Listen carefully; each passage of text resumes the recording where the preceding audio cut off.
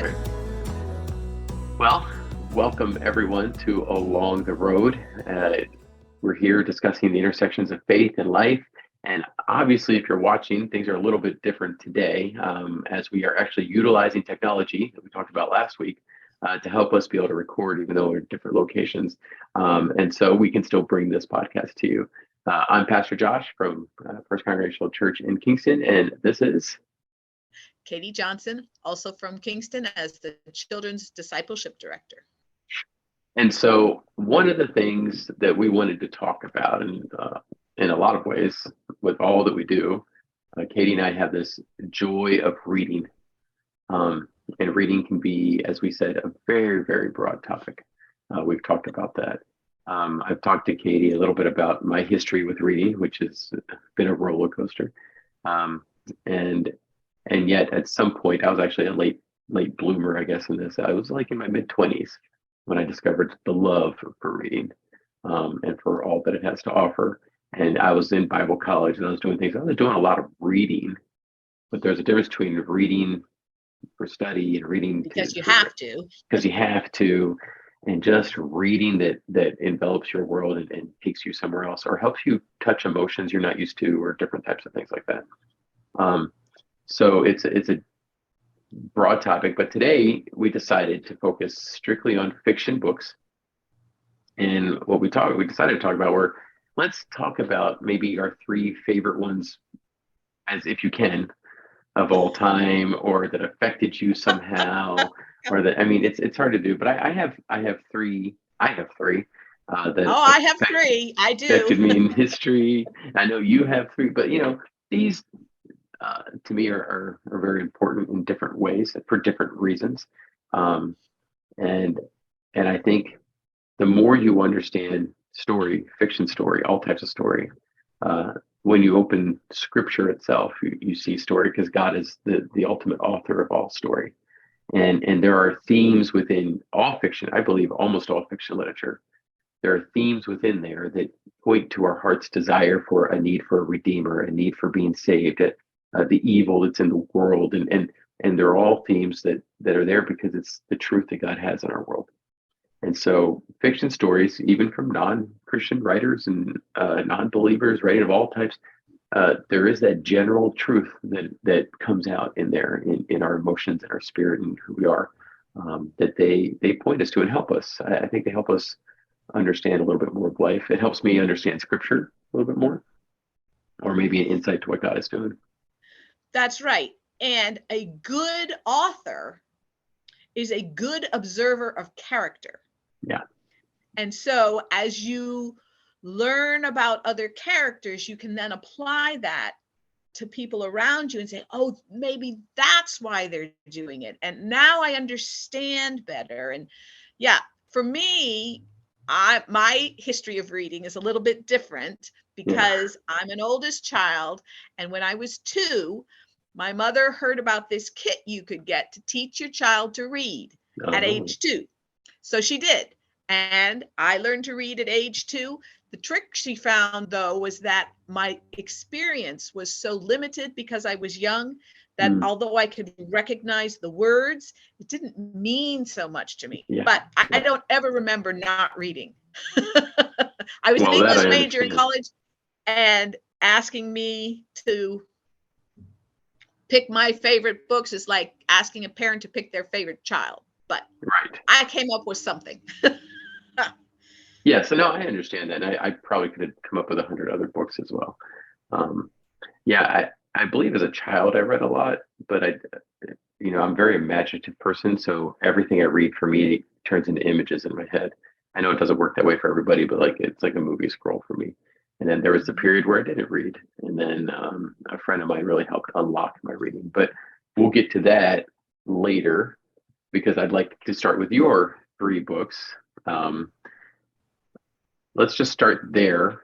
What are your top 3 books? No, maybe not top 3, but the ones you brought to the table today, and why? And why? Yep. So, in some ways, I picked favorite authors. Okay. Although I have a book for each of them. Wow. And I picked them based on the time period they wrote in. Oh, interesting. Okay, so my first favorite is Dickens. Okay. If I was stuck on a desert island and I could only take one book, it would be a Dickens book, because you can read them again and again, and they're so rich. My particular favorite is one that's a little bit less well known. It's called Our Mutual Friend. Huh.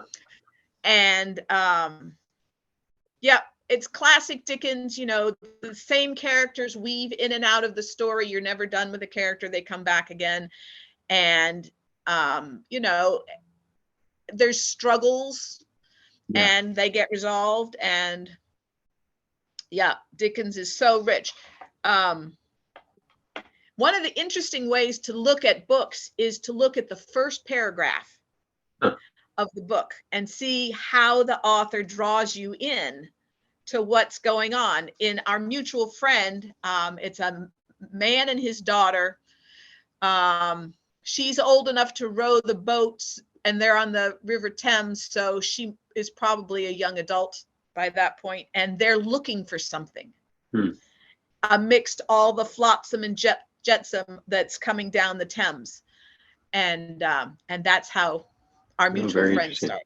Yeah. Yes. Yeah, I think that's a great, I utilize stuff like that because, you know, as someone who writes sermons and speaks, that first paragraph, that first words, you know, raise a need, draw the audience in. It's similar to anyone who's speaking. And so that's another reason I'd say reading story is very important. That's pretty cool. Dickens and thinking of that first paragraph. Very good. Very good. Yep. All right. So my next favorite author is Elizabeth Goudge, and she wrote during the 50s and 60s, 1950s and 60s. And she was a pastor's daughter, although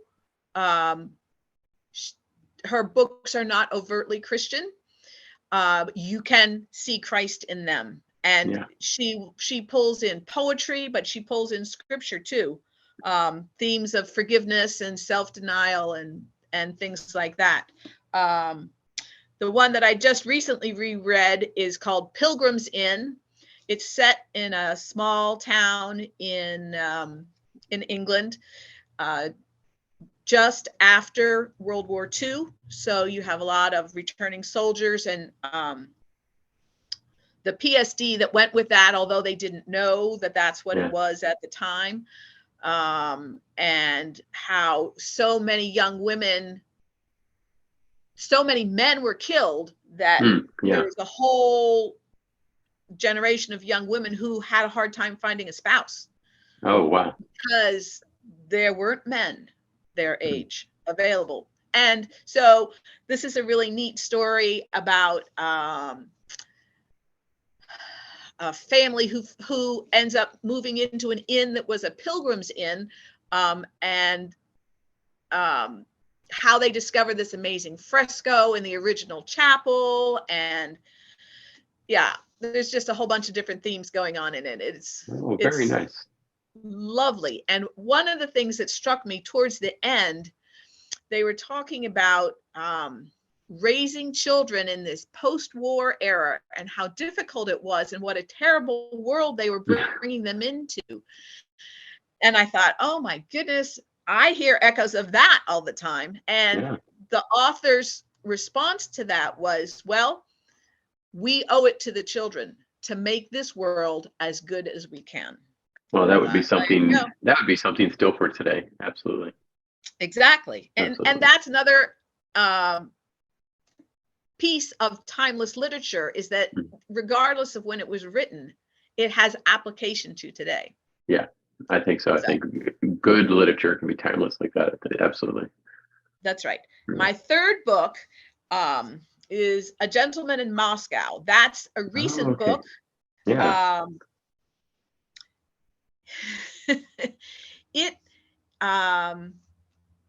It takes place right after the First World War in Russia, naturally in Moscow, and it's about a man who is a count, and he was under house arrest, but not in his own house. He was in a large hotel in Moscow. So the entire book takes place within the hotel. And just like Dickens, Towles weaves characters in and out. You see them again and they leave and they come back because the main character isn't going anywhere.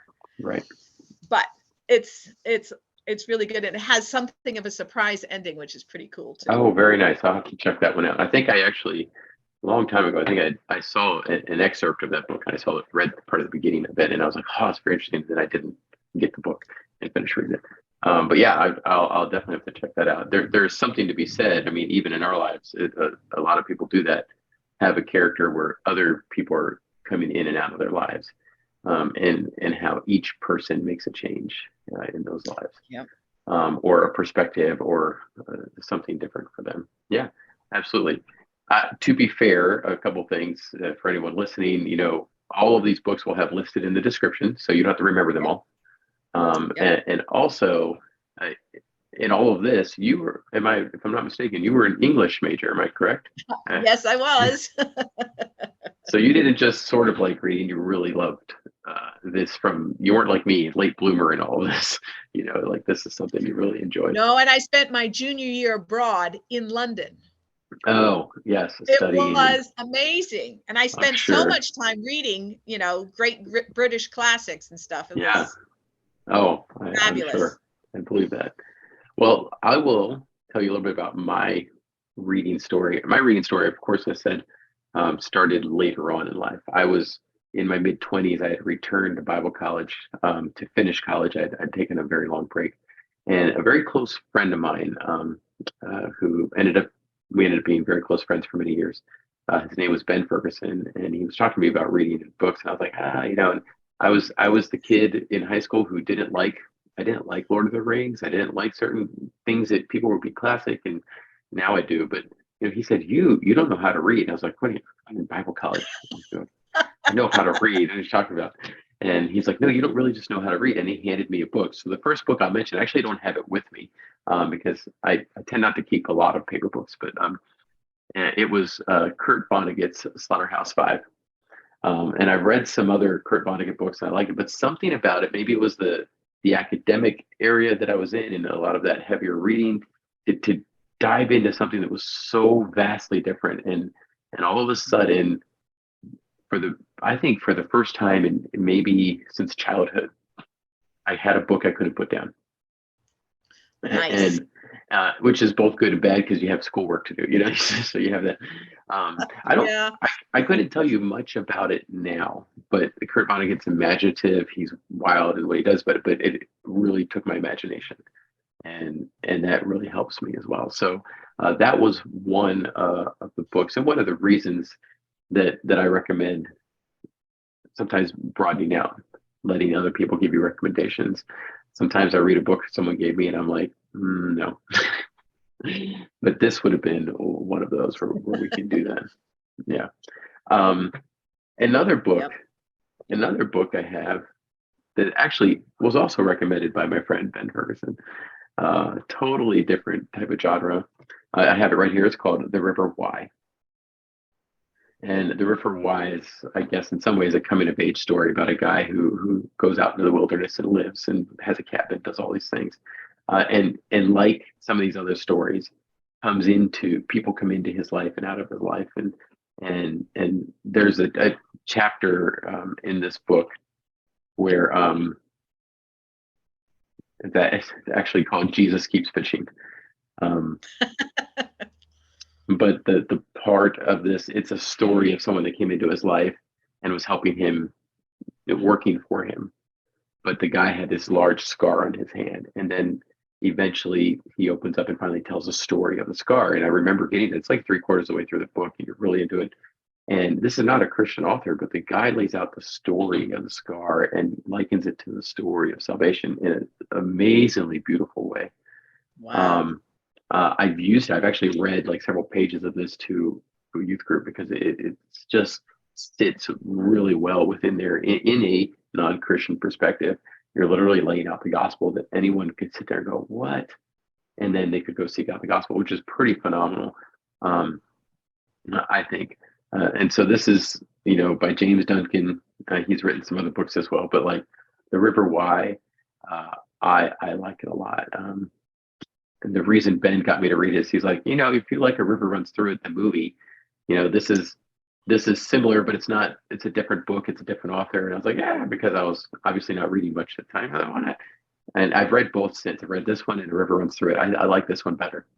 I do like it so much better. And so one very good book to read for sure. The last one I have is a classic, and Alexandre Dumas, Count of Monte Cristo. This book has everything that you would need in the story of redemption and mercy and grace, revenge, salvation. I mean, it's all in here, and I remember it well. There's a long period in seminary where in the evening, I take a break and I would actually read this book out loud to my wife. So it helped me learn story, understand story better. The way the story weaves and goes in and out, and some of the surprises in the end, and the patience, but the true mercy and grace and redemption that are found in there is it's phenomenal. And so those are the three that always come to mind for like, what are your three books? But they allowed me to then branch out to other things, to understand other books, to listen to other things. And I think that's part of what it is. I do not often reread books. I guess sometimes I do. I think each person's a little different in that. But yeah, I think the Alexandre Dumas book is very good as well. And then, there's lots of other things out there. So let me ask you a question, as we've shared our books and a little bit about them and the whys.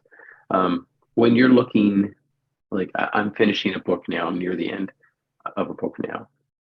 What is your purpose, or how do you choose the next fiction book? Like, you've reread books, so obviously at one point you're like, I'm going to do a reread, or at another point you're like, I'm going to go for a new one. How do you make a choice in the fiction world? How do you make a choice? Well, one way I make a choice is I'm part of a book club. Okay. And I intentionally joined this book club because it's a completely different circle of people. It's not church related at all. Right. So it's a way to be out in the world, if you will.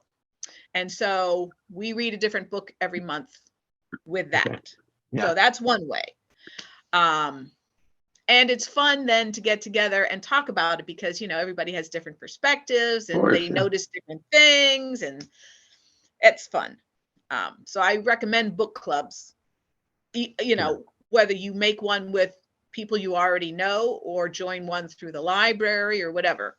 Right. The other one is partly my personality. So when I read, I don't like to read books that are stressful. Yeah. I guess that's the easiest way to put it. So I don't like, as a rule, now there are definitely some exceptions, but as a rule, I don't tend to gravitate toward war stories. Mm-hmm. And I don't tend to gravitate towards dystopian stories, and I don't tend to gravitate towards family angst. Okay. Yeah. Kinds of stories, all of which tend to be very popular, but that's not my cup of tea. Right. So sometimes I go in recommendations. Sometimes I judge a book by its cover when I'm at the library. I think we've all done that one, definitely. Or I'll go with an author that I know, but a book that I haven't read of theirs. Yeah. And then I have a little free library outside my house, and sometimes books come through there that look interesting. And I thought, I'll just hang on to that and read that, and then put it back in. So that's another way I've done it too. Oh, very interesting. Yeah, I think I most of mine recently is more, what is that I can sit back and is very different. Sometimes we do what's called a mindless read, It's Yeah. not very deep. It's a very quick story. It's okay. My sister calls that brain candy. Yeah. Well, and sometimes if you have a lot going on, but you need to separate a little bit, I think it's been very helpful. Yeah. I switched from a mindless read over my vacation. I finished one, and then I started. Um, I think it's the sixth book in a series by Louis Penny about a detective Louise, in yeah. Canada. Yeah, about Yep. a detective in Canada. It's phenomenal, but it's deeper. You have to think through it more, and there's a lot more introspectiveness to it. Yep. And that's good too, because I need to switch. I like to change from one to another, and then sometimes I'll see a genre, I'll try it out, and I'm like, no, you know, it just doesn't Right. work. And Yeah. and there's all different types out there, and I think knowing yourself is a good thing. But I think maybe like a book club, um, which will challenge you. I'm sure That's sometimes right. book club they'll pick a dystopian book that you don't gravitate towards too, but it's part of the club. So you That's read right. it, and there might be some That's value right. in it. And yeah, yeah, absolutely. Yep. I think those are all parts of the process. And I actually, think. that's how I came across Gentleman in Moscow, was Oh, through the okay. book club. Oh, Yep. yeah, but I know it was a high on people's bestseller list at one point. So yeah, so let's round off with some of this. Just understanding. I think the next couple episodes we have are about different types of reading. If I'm not mistaken, I didn't look at the list today, but I nonfiction and did. different It's things. okay. It's okay. Yes. Next time will be nonfiction, and the time after that will be self-help. Self-help book. And the world of literature, from fiction to nonfiction to self-help, and then each one of those have the plethora of genres within them. Yes. Katie and I have said we could probably talk about that every time, but we'll limit it Yep. to a couple of those before we move on and finish out our season. We'll finish out at the end of June, and then we'll take a break in July and August and come back in September. But I would encourage people to go out, if you're not already, find a fiction book, ask maybe one of the ones on our list, and read it, and just allow yourself to be taken in by the story itself and where that story goes. And then when you know and understand that, the next step would be to, I would say, open up the Bible. A great one to do would be look at the story of Joseph and read it as a story like you would your fiction book. And you'll find that it's meant to be told as a story, not one chapter at a time, but read it from his beginning all the way until he forgives his brothers. That's one whole story section in the Bible. It's like 10 chapters, but read it like a story, just like you would your own fiction book. And notice all the elements that are in there, instead of what we tend to do as Christians is break it down. Here's this chapter, here's this little part of Joseph, but like, we don't do that with the book. We talk about it afterwards, how it felt, where it was, the role where it was going, what it was pointing towards, the emotions. The story arc. Yeah, the story arc, absolutely. So I would encourage people to do that and to take that arc and where it goes. Yeah. And I would encourage people to let us know their favorite books. Oh, it'd be great if Love we to had a hear from you. couple comments, and you put your favorite book in the comment list. Now, if you've made it this far in the video and you do put a book in your comment list, it's just very possible we could send you a little surprise, just so you know. Katie doesn't know what it is yet because I just made that up, but we will, and we'll get something out to you. If you're in our church, we'll just hand it to you, but we'll definitely reach out to you. Drop us a line. We'd love to hear what fiction books, maybe your top 3 or ones that have affected you, anything like that. We'd love to hear that. But between now and then, realize that the Bible's not a fiction book, but it's a true story by the real author of life. And really, every time you read, whether it's a Christian or non-Christian author, you're seeing the truth of story that God has built into all of us. And so we just encourage you to do that. And until next time, we hope you have a wonderful week. See you later. Take care.